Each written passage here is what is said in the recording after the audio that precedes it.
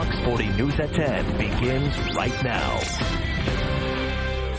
And they are driving a wedge between Americans, and that's what they're trying to do.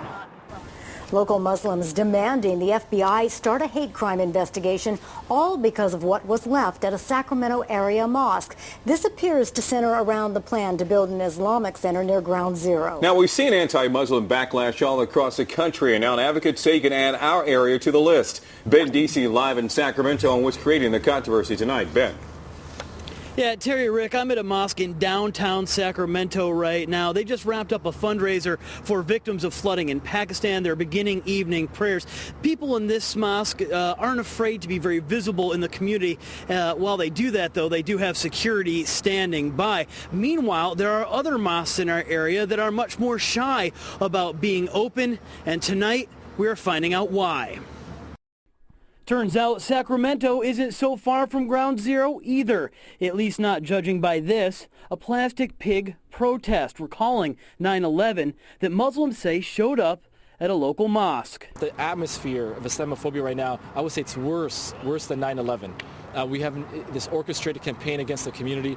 Basim Elkarra is the executive director of the Council on American-Islamic Relations. He says the pig should be investigated as a hate crime, much like the mosque in Madera, California, vandalized earlier this week.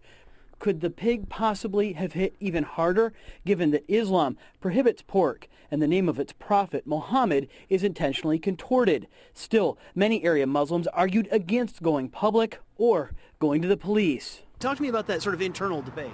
You know, especially some of the immigrants, they're much more concerned about what's happening, and they don't want it to make it very public and just let it go. But as this Sacramento mosque makes plans for expansion, Elkarra says he disagrees. He says that his community has to speak out or risk letting the debate over the mosque in New York taint the political landscape. There are people that are sincere that maybe don't want the mosque to be built there, but unfortunately many of the groups that are working on the issue are Islamophobic groups that are just using it, and also unfortunately many elected officials who are using this issue to win some votes.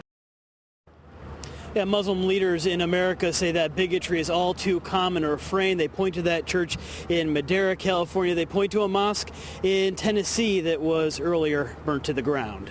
And also, Ben, I'm kind of wondering, sometimes do people come out in support when they hear these news stories? Sometimes that the mosques find they have a little bit more people out there who actually appreciate what they do. Yeah.